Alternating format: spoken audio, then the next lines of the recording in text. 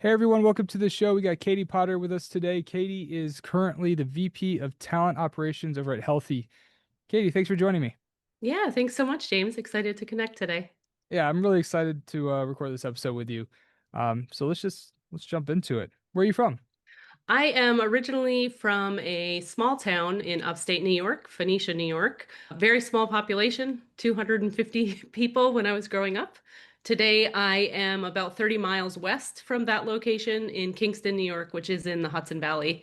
And that's about 90 minutes north of New York City. So Kingston, New York. I think I've heard of Kingston. Now, how many people are in Kingston? Probably That's a great question. Thousands, thousands. 40,000, fifty Yeah, thousand, it's could be a more. little bit bigger. I feel like half of Brooklyn is here now, so Okay, gotcha. So what were you like as a kid? Oh, I was definitely adventurous, spontaneous. I was the kid that would always push the envelope, always looking to explore. Grew up mostly around boys. Although I do have one sister, so I was a little bit of a tomboy, heavily involved in sports.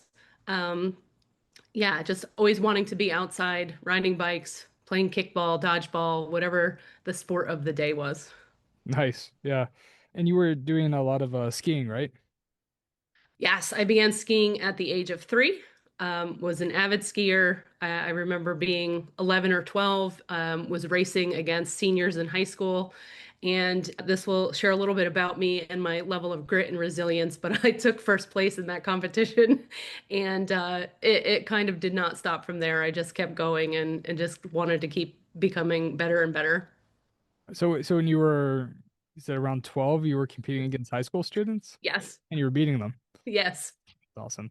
yeah, That sounds like a lot of fun. it is.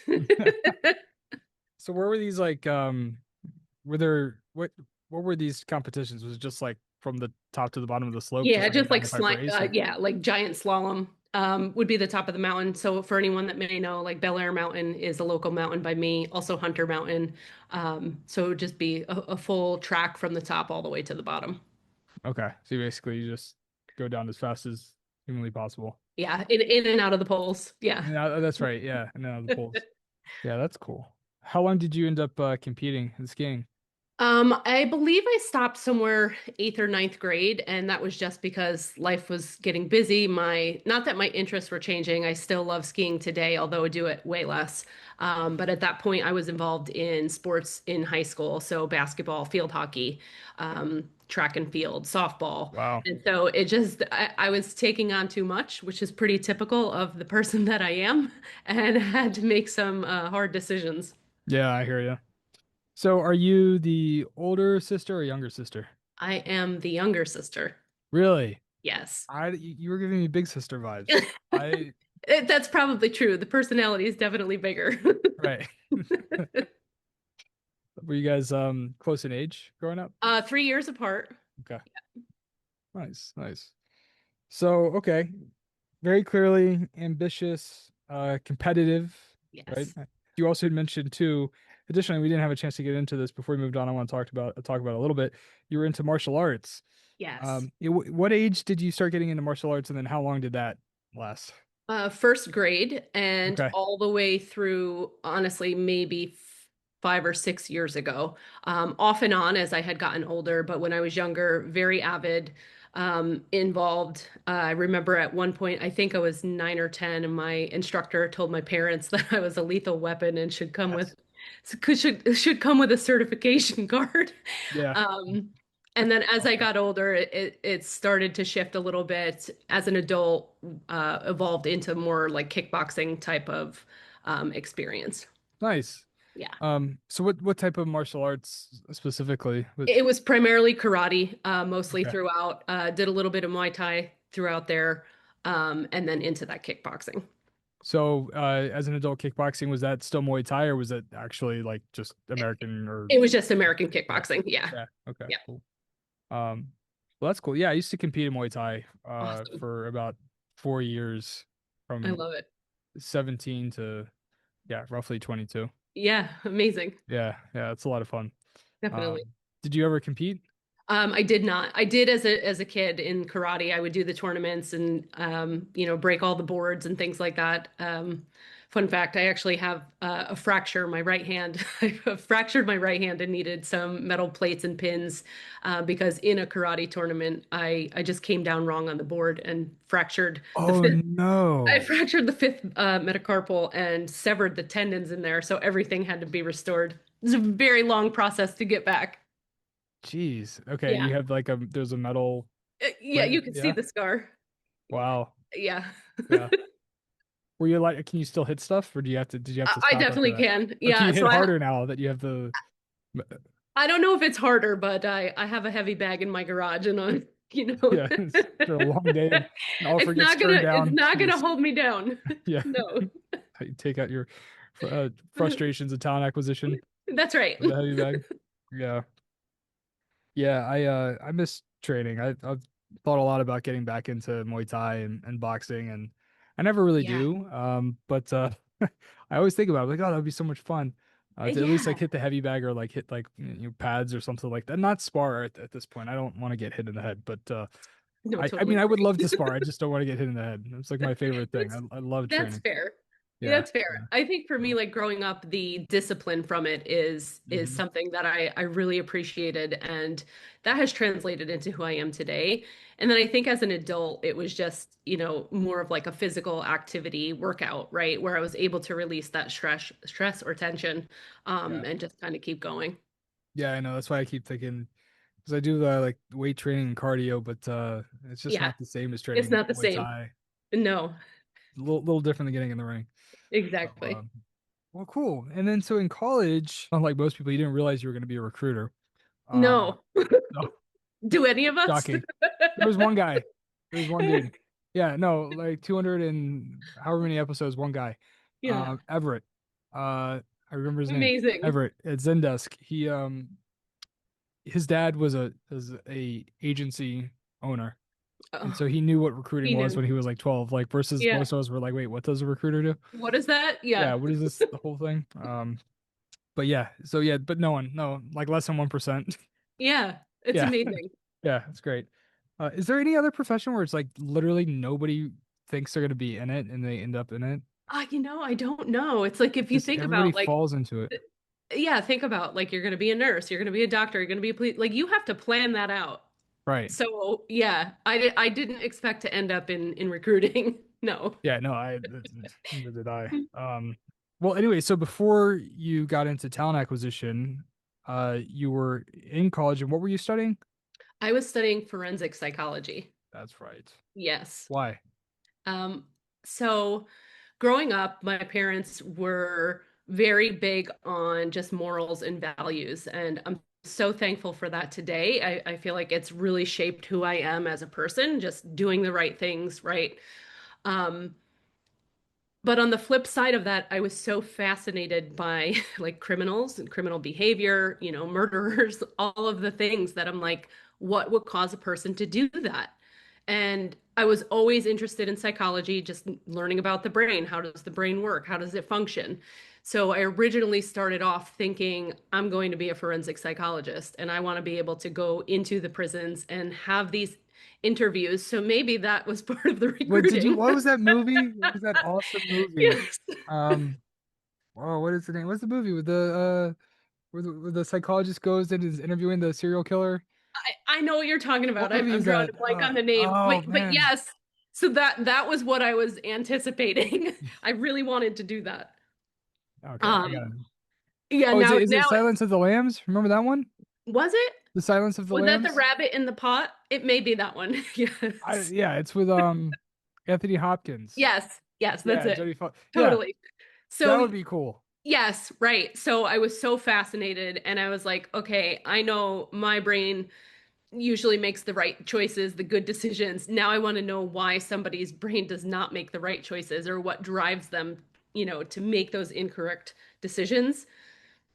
So that was the path I originally set out on. I was super passionate about it. A lot of my family is in like law enforcement and, that type of work. So I felt like I was naturally being pulled to that. Hmm.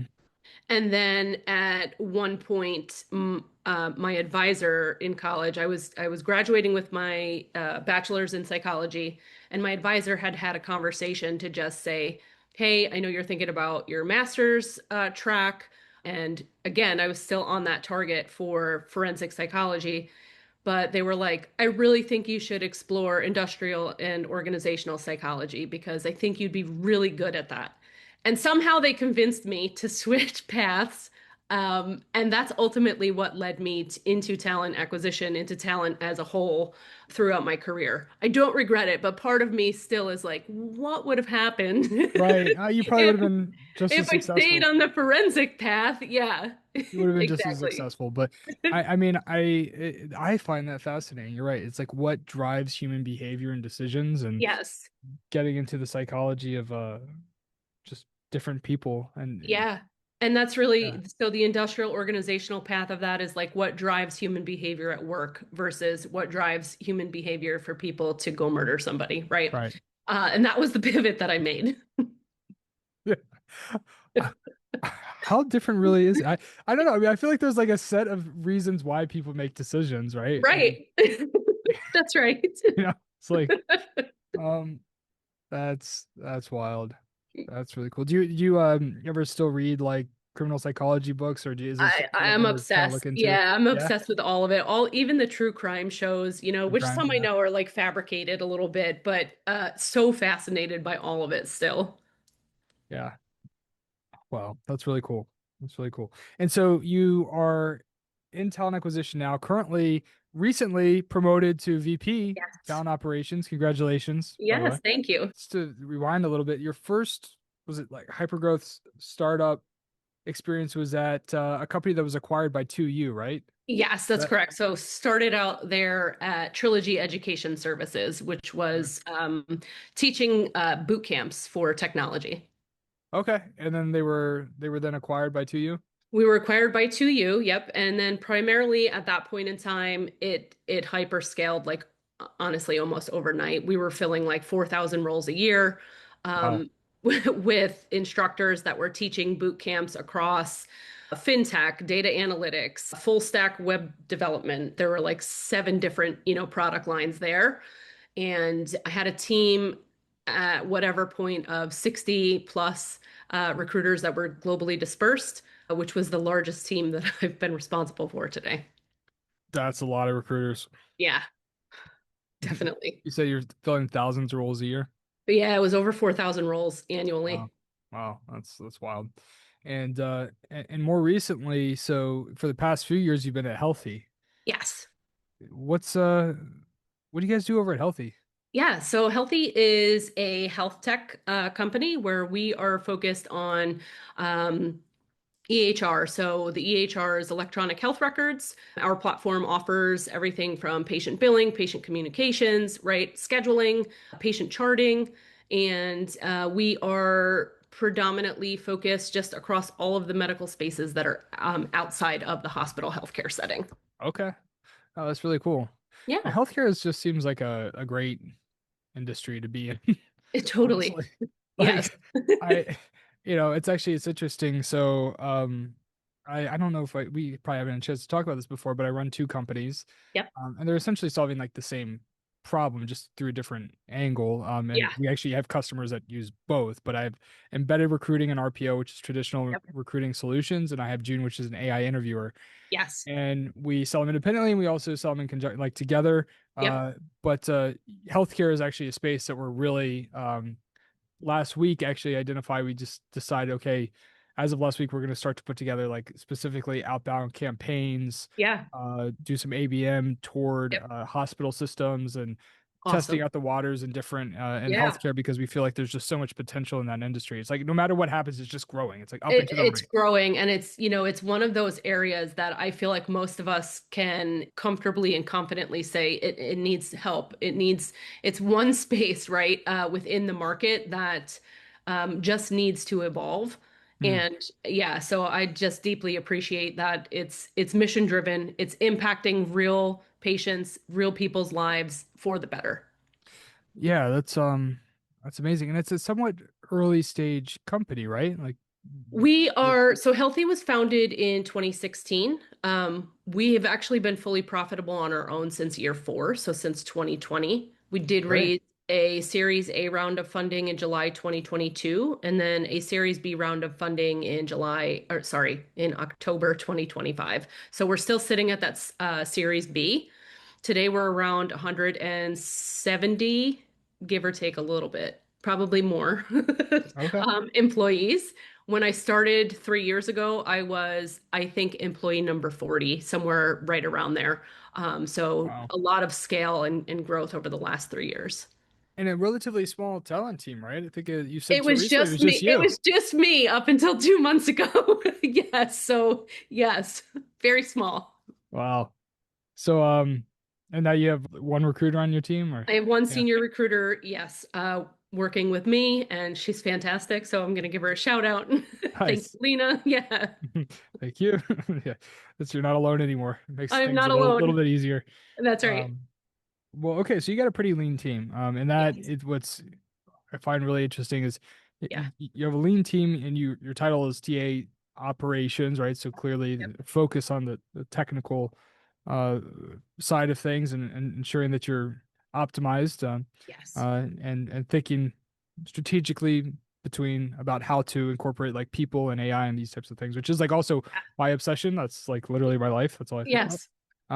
So I'm curious, your obsession 2026, you gave me a little preview Yeah. before we recorded, but could you please share with us what is your obsession for 2026?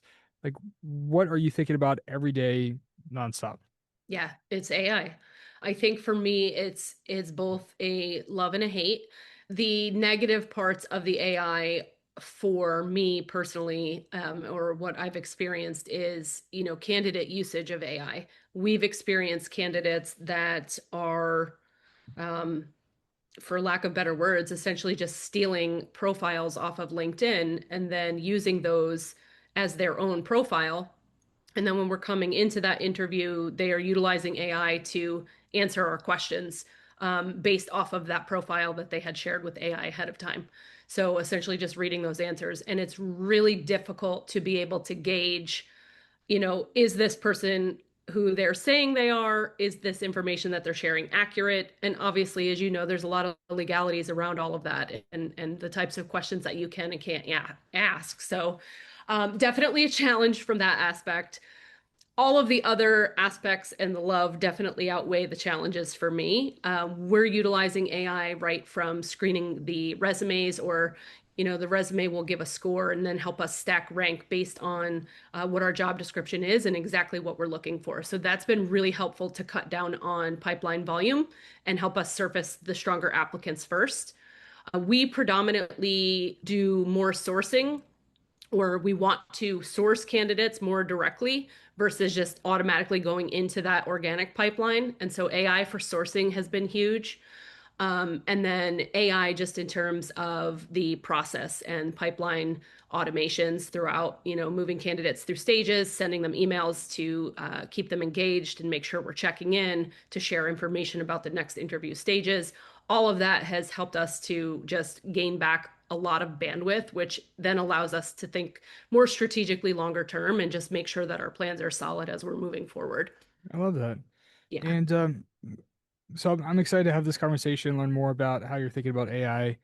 So let's start with the resume screen. Actually, give us a lay of the land. Could you tell us your tech stack that you're currently using? Yes, so we are using Kula for our applicant tracking system, Cool. which is Kula, Kula. They are newer to the market. Okay. We are, well, we'll be coming up on a year with them in September, I believe.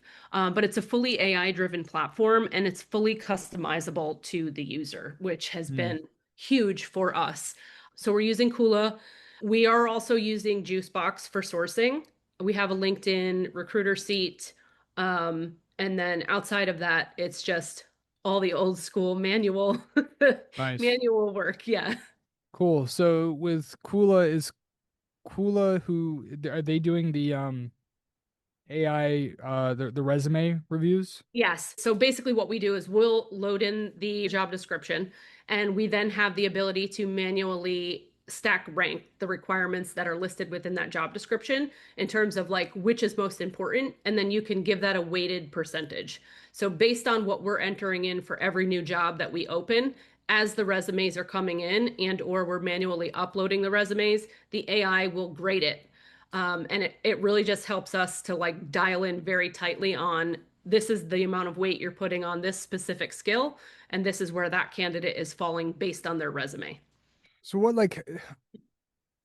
what percentage of the resumes do you end up needing to review? So if is this cutting Yeah. down on like 50% or 30 or 70 or what? So again, I'm very old school. I've been doing this for 24 years. I will still manually read every single resume, regardless of where it's falling. I just believe that while I trust AI, my human eye is going to pick up on things that, I just need to be able to see that. So I'm still reading them all. However, AI will kind of stack rank it, and we predominantly, it will set a threshold. Our threshold is 80%. So essentially anything that's showing up in the AI scoring above 80%, those are the ones that we're going to review. And then depending on the volume of those, we may reduce that further. We may say, okay, we're getting a lot for this role. Let's change that threshold to 90%. The one drawback is that while AI is great, this is also where it's a frustration because candidates will now take your job description, plug it into AI, add their resume in, and then say, tweak my resume to this job description. And we know that they're doing that because Kula will then say 100% match. So it's really hard to read You're like, between no, read between no, the cool, lines no. Yeah, to understand like did you yeah, actually do these things? That's where we then go look for a LinkedIn profile or something that we can match that up against. Um, so it does still require a little bit of additional bandwidth to do your homework and dig a yeah, little further. Um, but overall, it's been a huge asset. yeah. That's really cool. And I also wanted to ask you about AI sourcing. So Juicebox is a name Yes. that it's going around right now a fair amount. A lot of folks going to Juicebox, but now there's also some Yeah. like more all-in-one players who are Yeah. adding Juicebox's functionality. So that, Yes. so I actually know a couple people who's just have recently moved off of Juicebox. Yeah. Um, but yeah, I'm curious. I mean, how is that? Is that truly, from your perspective, as much of like a huge game changer, or what are your thoughts so We far? we are very new to Juicebox, I would say within the last 90 days, maybe 120 days. But we have fully turned to Juicebox over LinkedIn. Just the ability to be able to set tighter parameters on searches or very specific niche roles, and Juicebox is able to populate those, that has been a game changer. We predominantly want to be able to source more candidates that convert to hire versus like organic traction, right? Because we believe like we're really looking for that niche skill set that is going to fulfill the position, and Juicebox has been able to help us do that in, I think, time from sourcing to fill has been like 32 days. That's awesome. Yeah. It is pulling from LinkedIn though, right? Like it's scraping all the LinkedIn It is profiles or scraping. I think just the functionality is able to dial it in more tightly than what we've been able to do just through LinkedIn. okay. Yeah. Cool. Nice. That's exciting. Well, yeah, I think everybody would like to deleverage from LinkedIn as much as possible. Like The cost, it's the cost. it's the cost and it's also just like like it's the lack of flexibility in It's the terms lack of flexibility too. Yeah. I mean, the cost, especially when you're in earlier stage startups, the cost is just astronomical and it could literally just tank you. So we only have a LinkedIn Recruiter Lite seat, which is oh a really? very Wow. minimal cost. And up until about a month ago, we didn't even have that. So Wow. How does outreach work with Juicebox? Are you able to like do you have a certain amount of email kind of credits, so to speak, or yeah, it depends on like which package you purchase, but yeah, you get a certain amount of credits, and then you're able to, just send out the messaging directly through them. The one thing that we do appreciate about Kula, so we're kind of doing like a triangular approach here. Kula has a Chrome extension where if you go, let's say we source some candidates in Juicebox, we populate those, we click on the candidate, which brings us to their LinkedIn profile.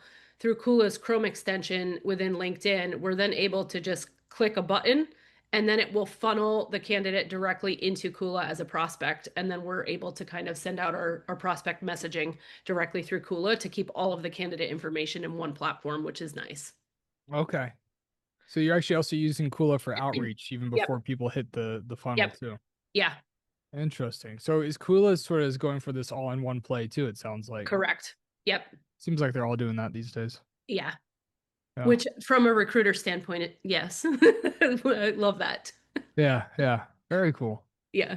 What do you feel like is the most impactful use case for AI in recruiting right now? There's a couple. So Kula also has the built-in note taker.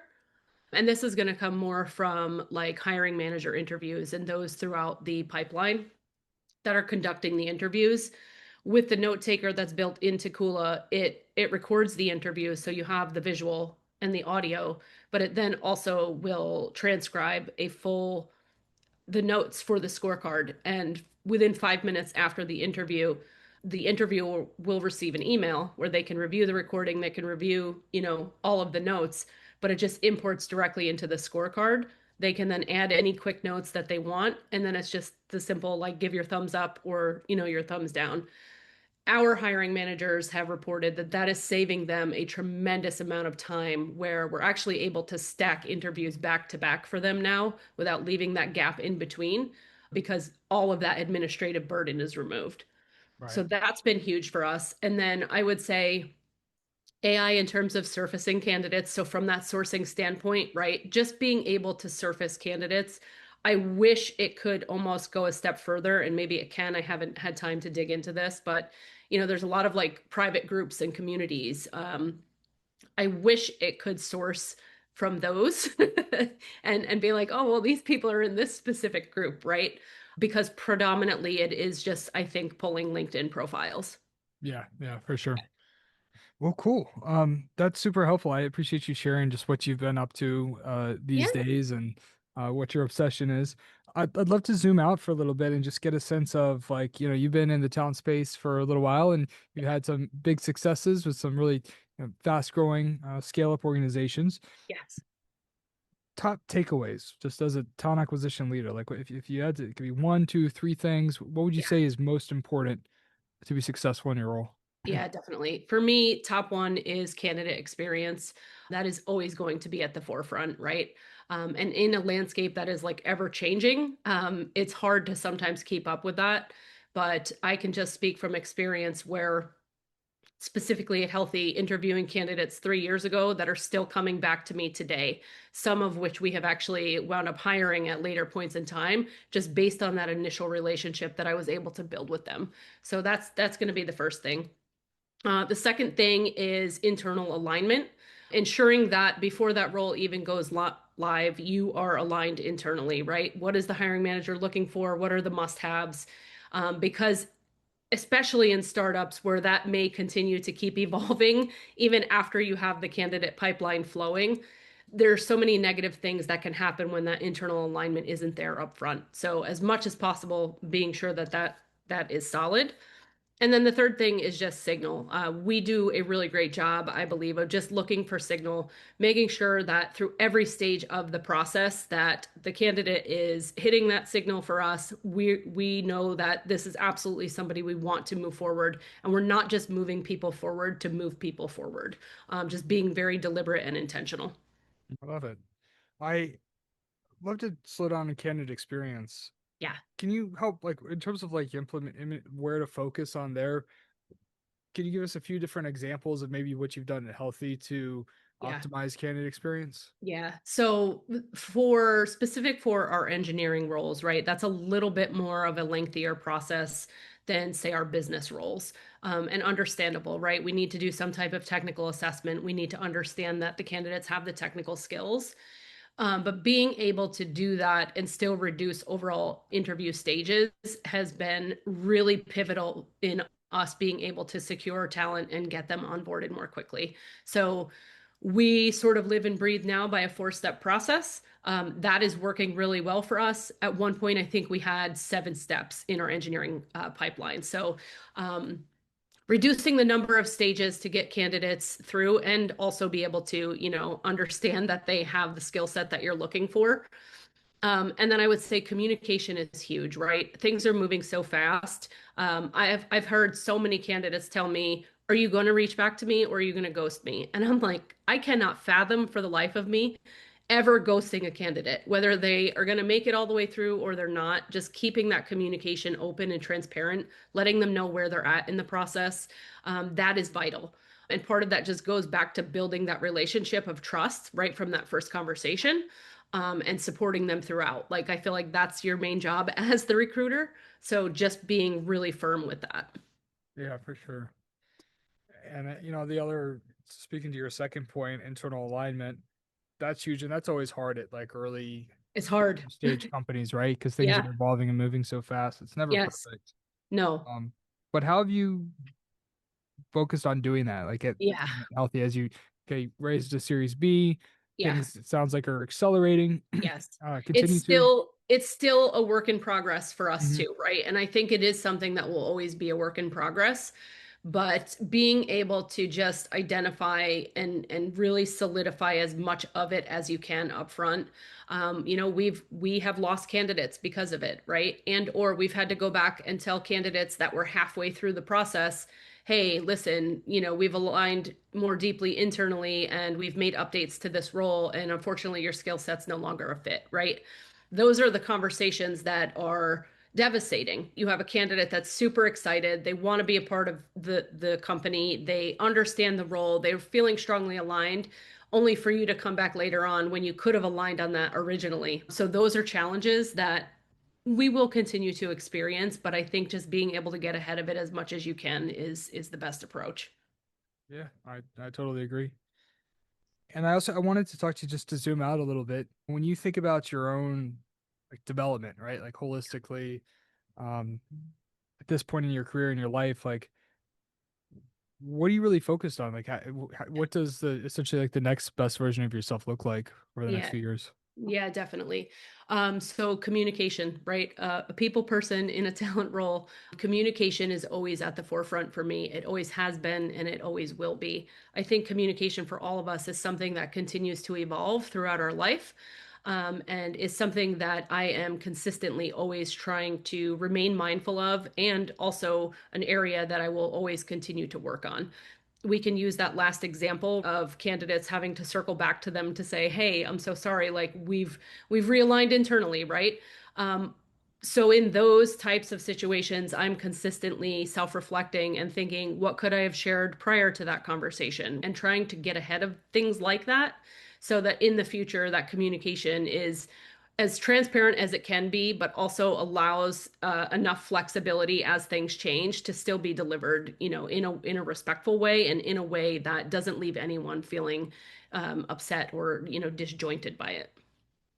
Yeah, for sure. Yeah, communication, that's solid, right? That's something we always gotta. It is.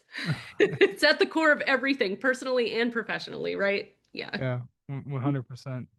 Yeah. Wow. Well, we covered a lot. We got Yes. through a lot, like action packed, like very, very quickly too, like boom, boom, boom, boom, boom. Yeah, So that yeah, kind of resonates. yeah, that's yeah, that tracks, I guess. It Yeah, tracks. yeah, It's fair. you Yeah. got through so many good things. Well, look, Katie, I want to say thank you so much for joining me on the show today. It's Yeah, been thank a you. lot of fun getting to know you, and I appreciate you sharing your expertise with everyone on what you're up to and what you focus on for the year and your top takeaways. It was all really good stuff. So thanks so much. Yeah, thank you. I really appreciate it. And for everybody tuning in, thank you so much for joining us, and we'll talk to you soon.